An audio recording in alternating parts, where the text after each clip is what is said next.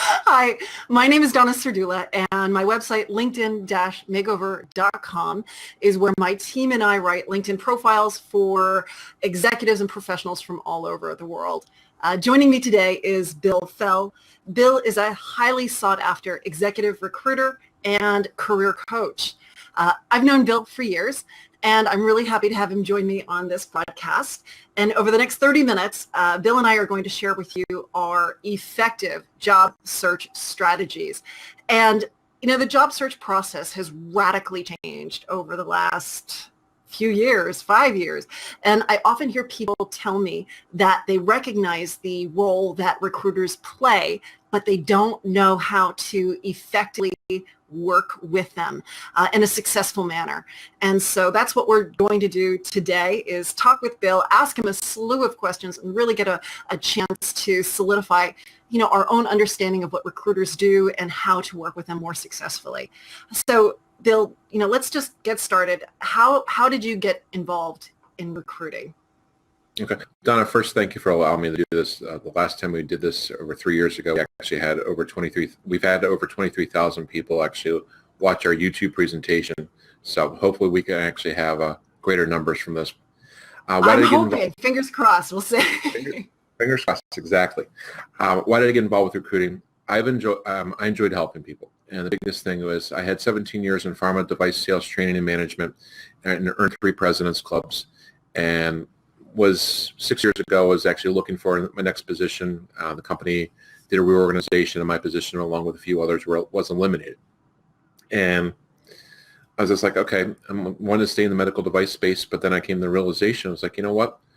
I can actually help more people being able to actually be being a recruiter than actually being a rep or being a manager. Yeah. So that's why I got involved with recruiting. Awesome. And I think what you're talking about, what you mentioned, is there's a lot of sales in recruiting, and I think that's something that everyone needs to realize, that you're really, as a recruiter, you're kind of still selling. That aspect doesn't go away. Yeah, we're responsible for both sides of the coin, for helping companies actually find quality individuals, and then also making sure the individuals that we do find are going to be comfortable at the companies that we're representing. Absolutely. So right off the bat, let me ask you this. What technology should a job seeker be using if they're really serious about their job search? Okay. Newspaper and a phone is pretty much all that's necessary. I'm kidding, Donna. It's like LinkedIn is definitely one of the primary tools that you should be using to actually find a position. LinkedIn is going to be one of the key things to be using. Indeed.com is also another great tool. Networking, where you actually are going in and actually meeting people and talking with your friends and colleagues, people that you've previously worked with. You never know who's actually going to be able to help. I mean, a lot of times with like family cookouts and everything else like that, you have friends from the neighborhood, and hey, if you start having a conversation with the guy you normally wouldn't, and then you find out how he previously was just worked at X, Y, and Z company, and his wife or his ex-wife is actually the CEO at one company, and they're still on good terms. And hey, the next thing you know is you actually get an introduction, and you're starting 3 weeks from now at the new company. So yeah, never forget that. Yes, technology plays a big role, but so do relationships, right? Yeah, without a doubt. I mean, it all comes into play. So LinkedIn, Indeed, networking. A couple other job boards, but realistically, Indeed and LinkedIn are the 2 ones that I spend most of my time with, finding candidates, and also being able to actually find out how companies are positioning positions. Okay. Now, one of the pieces of technology that you use would be the applicant tracking system, correct? Yes, that is correct. How are you using your applicant tracking system, you know, coupled with LinkedIn, to find people? Okay. So, for instance, it's been busy, and I actually have quite a few positions that I'm working on right now, and I didn't pull this up. Give me 1 second here. All right. I'll show you actually my applicant tracking system so that you have an idea how we really use that. And I'm going to be selective on how I use this, because I don't want to have any of my candidates or anything else like that have their information plastered all over. I actually have created a profile so that you're able to actually see an applicant tracking system and then be able to have that. Normally, I would have the person's first and last name, their phone number, their email address, and they're also the URL to their LinkedIn profile. Okay. I've hidden all those today just for respect for the people that are in my database, so that they're actually we know how the internet works, and we actually have to protect people's safety. So with my applicant tracking system, I can actually type in whatever I need to have. So I have candidates that actually have a zip code in the database, and to be able to actually tie into other stuff. The thing I want to pull up is give you an idea of your job seeker. So if you're registering for a position that I have posted, that higher IQ or corporate staffing services, I'm actually working for both companies currently, to be able to actually have that available. So for instance, let's pull up one position that I'm working on that is for a senior internal auditor. So base pay is between 75 to 100,000. And if their person's interested in this, they're able to go in and apply for this, and they're going to be able to actually plug in all their information. So how did you learn about the position? Why fill in on the form? Why should we consider you? 5 words or phrases that describe your professional references. What's your employment status? Are you employed, unemployed, underemployed? And being able to actually then have all of your information. This is all of this information is then in the database and is searchable. So this is actually helps me considerably to be able to find candidates, and then also. So people have to find your website and put their information in.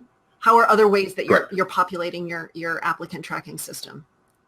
Well, I'm able to actually pull up candidates. For instance, if we just did a quick search, we'll do a random thing. Go on to LinkedIn. There we go. Thank you. All right, so let's just say several of the positions I'm working on right now are engineers. So type that in there.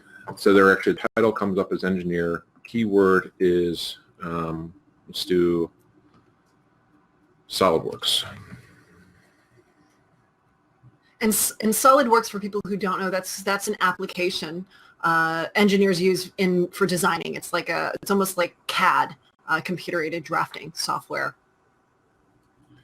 As you can tell, Don and I didn't rehearse this that much, so we actually have.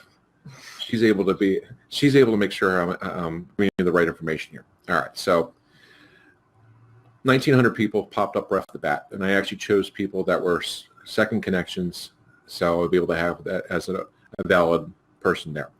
All right, so let's look at Jared. So I know for a fact I've never been to Jared's profile before, and I'll actually be able to pull that up. So I can actually add, because one of the apps I do have, or actually with the applicant tracking system I have, I'm able to actually not only look at Jared's profile in LinkedIn and scroll down and be able to see the information. Jared's profile is the typical profile that I see on LinkedIn, where, okay, I don't know whether or not he's looking for a position or not. If he is looking for a position, he hasn't made it easy with regards to actually finding him on LinkedIn, because he doesn't have his contact information included at all on his profile. And that's something that I actually would definitely recommend candidates having. I would always recommend possibly in 3 locations, but at least in 2. First line of the summary section, if you include your email address, that makes it easy for a recruiter to be able to get in touch with you. And then also where it's actually down here at the bottom, it will have information with regards to how to the best way to contact you, the best advice for contacting me, and you would include your email address here. He doesn't have that section included at all. So if I go in and I can add him into my applicant tracking system by clicking the extension that actually the applicant tracking system has for Chrome. So he's automatically going to be pre-populated. I'm actually going to be able to have him open up as CATS. I'm not going to put him into this position. I'm just going to add him right there, and then it should be able to populate right off the bat. So ultimately then a person can visit your website, they can apply for a job that way, or even if they're just on LinkedIn and they have the right keywords in their profile, you might just find them. And if they look good, you can add them immediately to that applicant tracking system. That is correct. I'm going to switch back to the video so we're able to see how does a job seeker find their keywords?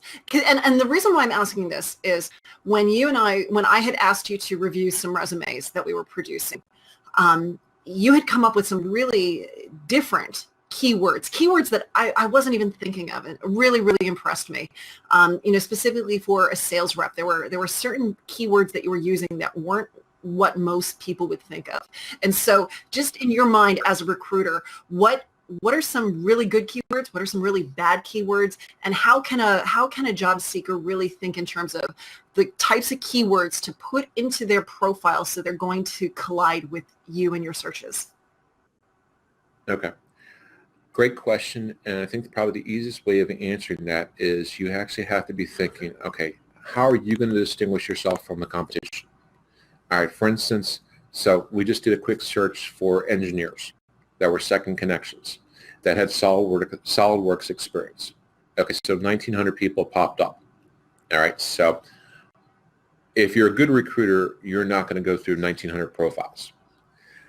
So you're going to be able to narrow that down. Okay, so where's the job located? So the job is located in Philadelphia. So let's actually look for candidates that within a 25-mile radius of 19107, Philadelphia zip code.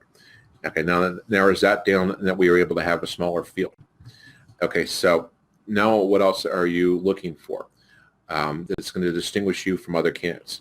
Well, in addition to being able to actually, the keywords that are in your resume are probably also in the job descriptions. Okay. So, for instance, if I change the topic just a little bit from going from an engineer to a more salesperson, because I have more experience with recruiting salespeople than I do engineers, but I still recruit engineers as much. Recruiting a salesperson. So, met quota, exceeded goals, earned, won, stuff that clearly distinguishes them from the competition. Because if they have those keywords into their profile, it's going to be easier to find it. Because I don't want to find Joe Schmo, the mid that actually was in the bottom 20% of the company and was let go because he's not producing. The big thing is being able to actually have using words that are actually going to distinguish you from the competition. So anything that's relevant. So specifically, throughout my career, I've actually called on most of the specialties that physicians that our patients are going for. I've done everything from orthopedics to cardiology, interventional cardiologists, called on neurosurgeons. I've had an opportunity both calling in both in the operating room and also in their office setting. So that's the kind of thing where you want to have that. If you think first, if you're not sure what to include, look at the position. Say, for instance, you're going after a senior engineer position. So go read 10 senior engineer position, or go read 10. Go at least look at 10 engineering positions for medical device companies or whatever, and read across the board what they're looking for.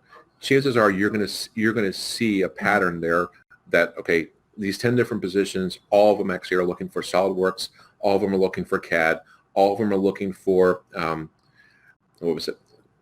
Six Sigma, and then also having they work for ISO certified companies. And being able to have all that information is going to be able to actually make it easier for a recruiter to be able to find you.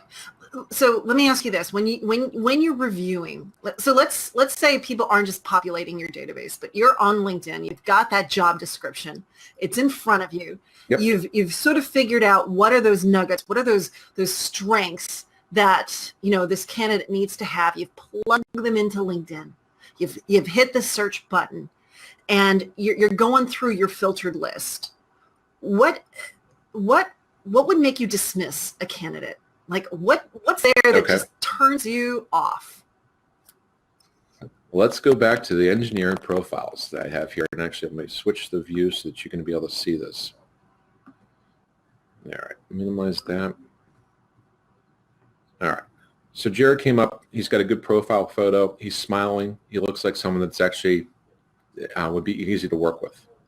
Okay, recruiters, we all work with people we like, know, and trust. Okay, so most often you have LinkedIn profiles that you have some people that for whatever reason they never have a photo, and then you have others. Let's just see if we can get lucky here. Second one down here, Vermin. no photo. I don't know what he looks like or anything like that. And that's fine. It's not going to eliminate him from the search process. I mean, if he has the qualifications, that's fine. But it's honestly, if I actually have someone where I actually know what they look like, and it gives you a greater level of confidence. The main reason why a recruiter is interested in having someone is that they have an idea of what they look like. Okay, so they don't have surprises. I mean, we can eliminate that very easily by doing a video conference, meeting the person before we send them off to a candidate, but that's time consuming, and it's just like, okay, it adds another step to the process. We do that on a regular basis with talking with candidates. It's just like, hey, if I haven't had any familiarity with them beforehand, okay, for instance, here's a great one. So he's got a LinkedIn profile, he's got his mask on, and he's also got his glasses on. I'm sorry. Really? I'm like, okay, I realize you're in biology, and okay, that's fine, but I really don't know what you look like. Okay, and what are you hiding some deformity or anything else like that underneath the mask? Chances are he's probably not. He's probably completely normal, but every once in a while it's like, okay, you could tell. It's just like, hey, it would be a better photo if it actually was with him without a mask. And here's the other thing. I mean, even if he did have a deformity, that wouldn't stop you from probably contacting him. But it's just weird that he'd be covering his face like that. Yeah, I mean, I'm surprised after 5 pages I haven't had this, but engineers are actually more on the conservative side than the salespeople. The salespeople are notorious for actually having selfies in the car, and or having a photo. Okay, so it's your LinkedIn profile. Don't have a photo of you and your wife or your spouse, because honestly, it's just like, hey, I'm like, sometimes you actually have every once in a while you have a name that actually isn't gender specific. Okay, for instance, okay, so Pat. So we'll go Pat Fisher. Okay, so Pat Fisher could be male or female, and you have 2 people in the photo. Okay, well, who am I actually going to be? Who am I going to get on the phone if I actually get this person? Yeah, and it's really just for your own comfort to know who it is that you're going to be dealing with. It's not that you care one way or the other, but it's like, at least make it clear to me so I feel a little bit more confident reaching out to talk to you. So the things that I've heard is, one, you want a picture, you want one that looks good. At least it's clear who they are, that they're well adjusted and friendly. Those are good things. The other thing that you had said earlier, so let's think in terms of like turn-ons. Like, what do you really need to see in a profile to get you to pick up that phone and call the person or email them? What you had said earlier was you really need some contact information. Yes, without a doubt. And the biggest thing is, okay, so I talked about safety earlier. If you're not comfortable putting your phone number out there, don't. But at least include your email address, and make sure it's an email address that you check regularly, at least once a day or something else like that. So actually, we've got a caller calling in, and I'm going to bring her on right now. But is there a difference, like with AOL or Hotmail email addresses? Yes, great question. Hey there, Aja. Hey guys, I'm okay to call in, right? I don't want to interrupt you. No, we were hoping some people would call in and ask questions of Bill. We're in the midst of, he's going to answer a quick question about AOL and Hotmail email addresses. Great. So sure. There's been a ton of information published on this. So if you want to clearly prove how old you are, you have an AOL account.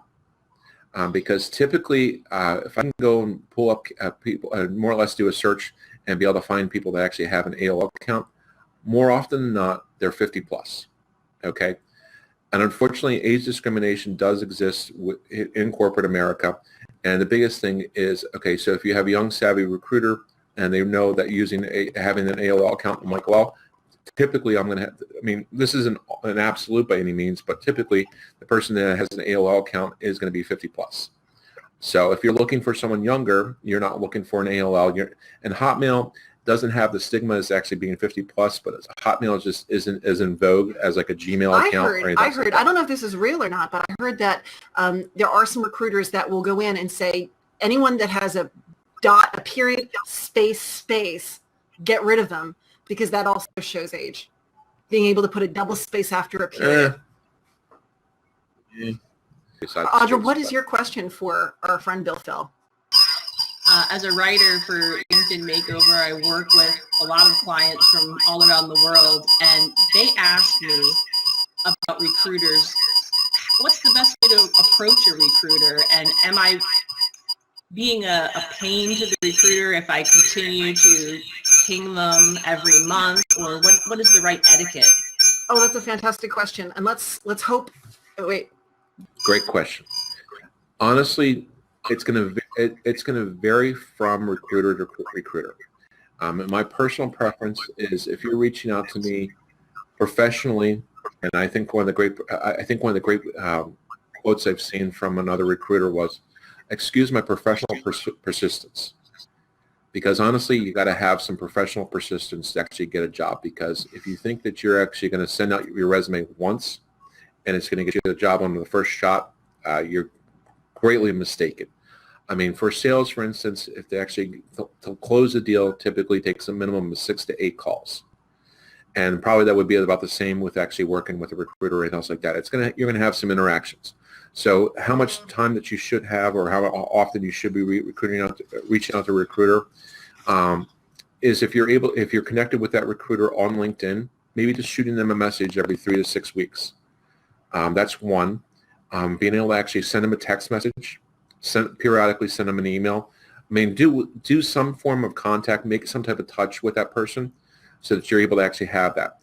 Ask the recruiter. It's just like, okay, hey, you don't have any positions right now. I see that you typically recruit for sales/engineering positions all the time. I'm an engineer. When can I actually, when do you think you might have a position that might be beneficial for me? It will be all right for me to actually reach out to you. If you ask permission and they've given you permission to reach out to them in like 3 or 4 weeks, that's totally fine. But if you're going after, I had a couple candidates. First, they didn't have the background that I was looking for.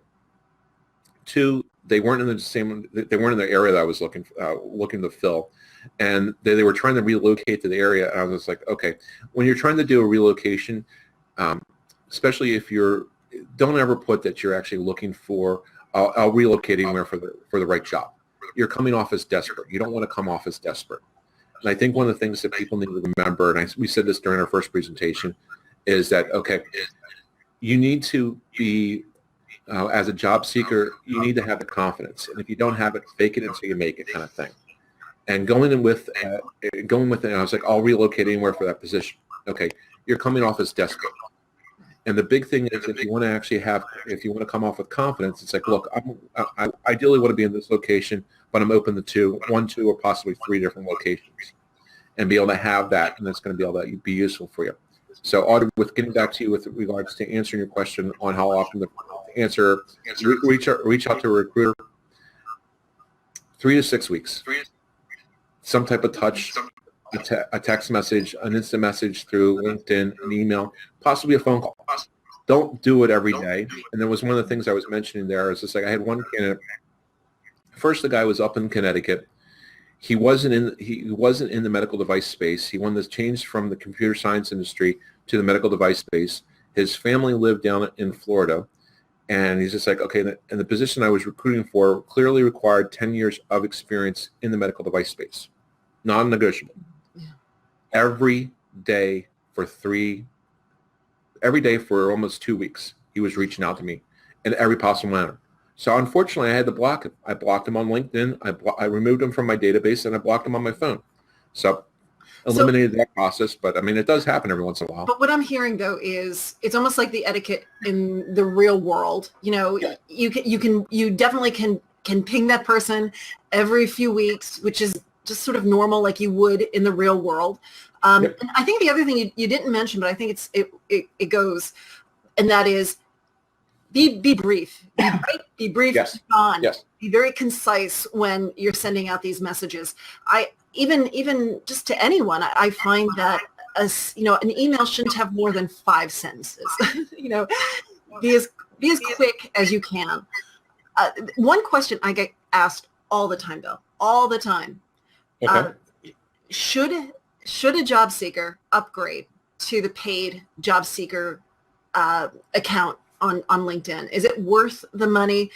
Do you like to see that? Is it something that attracts you, or are these people more apt to get a job? From my personal viewpoint, and I've been doing recruiting for 6 years, and I've been using LinkedIn the entire time frame, I could care less if they actually have a premium account or not. If the premium account gets you higher in the search with me, okay, that's increasing your probability that you're going to get activity from recruiters. But in the grand scheme of things, their funds are tight and you can't afford it. One of the things that LinkedIn does, so we'll make sure we actually let everybody know a little secret here. One of the things that LinkedIn does, if you actually do pay for a premium account and then cancel it, within a week or two, LinkedIn's going to send you a message to actually be able to get a free month free, to come back for a free month. It's like, hey, take advantage of it. So that way you're able to actually extend it and things like that. So, but I could care less if a person has a premium account or not. Biggest thing is try to include make sure you actually include at least your email address. If you're all right with having people call you, include your phone number too. But for the most part, make sure you have at least an email address there. Well, let me just ask another question. But the question is, and I get this from a lot of clients too, how do recruiters, and this could vary from recruiter to recruiter, but how do recruiters view the LinkedIn profile? Many have a question, does the recruiter just scan certain areas for certain keywords and then move on to the next? Or do they really read the summary and consider the whole person? All right, so I could care less about recommendations that you have where everybody clicks and you have got like 99 plus or whatever. Endorsements, not recommendations. Yeah, I'm sorry, yes. The biggest endorsements, so what? It's like no one put any effort in those. That's called clicking. Okay, if someone actually wrote you a recommendation and has included that on your profile, so let me answer this one question that's posted up here. How would you recommend positioning yourself on LinkedIn to attract a recruiter if you're in a more creative field like writing and communications? Okay. All right, creative field. Okay, I don't recruit for that space or anything else like that. Big thing is look at your peers on LinkedIn. So go and check out your competition. What the positions that they have that you want, go check out those profiles. You're going to see quite a few of them that are just going to have their name, title, and the company that they work for. And then you're going to actually have people that actually expanded and included the information in there. And those are the profiles that actually want to read because they're the ones that can provide you the greatest amount of benefit. Steal from your competition. I mean, it's like, how are they marketing themselves? And it's just like, okay, if you had to sit in my seat as a recruiter, why would you consider this person over you? And so if they're actually doing creative writing or communications, there's something where you want to be able to see what they've accomplished. For that field specifically, you really want to have, if you've done marketing pieces, show examples of your work that you can actually attach under certain positions. I think that would be most useful. That would actually attract a recruiter and be able to actually distinguish yourself from the competition. So use keywords, use the right keywords so you're going to collide with their searches, include some great examples of the work that you've done, attach it, and I also think go out there and try to connect with as many recruiters as you can, right? I mean, connect. Donna, let's actually, one other thing with resumes. So since we didn't show any examples of resumes, biggest thing I would recommend that everyone have in their resume is you have your name, have your first and last name. I literally have a resume sitting on my desk that just has a first name. It's Cher, isn't it? It's Cher. She's looking for a new job. It's 12 letters in for the first name. So make sure you have your name, first and last name, your phone number, your email address, your URL to your LinkedIn profile, and also your city, state, and zip. You don't need to include your street address. And the main reason why the street address is just like, hey, especially if you have your resume posted online, don't include your phone number, don't include your street address because you don't need to have someone showing up at your door unannounced. So that's another safety thing. You had said to me the way you want to see the profile link on the resume, you actually want to see the full link. You don't want it to say click here for my LinkedIn profile. Yeah, you actually want to see the URL. Yes, and the main reason for that, I want to be able to see I want to see the URL because that way, if it's wrong or if you dropped a character or something else like that, and it does happen, if you haven't customized your LinkedIn profile URL, this way I can be able to find you a little bit better. Versus I'm like, okay, if I don't have anything and all I says is click here, I was like, I don't click there. Yes, me too. So one of the things I said is if a person is looking at who's viewed their profile, and I think people should always be looking at that. I think it's really good, especially if you're a free account, you only see the top 5. If you're paying for LinkedIn, you get to see 90 days worth. But let's say they see Mr. Bill Fell on their list of people who viewed their profile. All right, so you're on the you're looking at people's profiles. What should they do? Should they reach out to you? Should they say hi? Should they drop you a note? So I have my first line of my summary is if I've looked at your profile, please connect with me, because chances are I'm doing a search and we should be connected for positions I'm working on or will be working on. So yeah, if I've looked at your profile, please feel free to connect with me. Please feel free to connect with me if I haven't looked at your profile. There you go. And I think people can feel safe connecting with recruiters. They're not going to give you that dreaded I don't know or spam. I think most recruiters are open. If your gut's telling you danger, or if your gut's telling you don't. There's a few recruiters in this industry that literally, if I could throw them in the back of my trunk, I would. I'm 6'3", and it's not that difficult. So let's do this. Let's tie this thing up. Any last bits of advice? Anything that we didn't cover that we wanted to cover? Be assertive. Be genuine.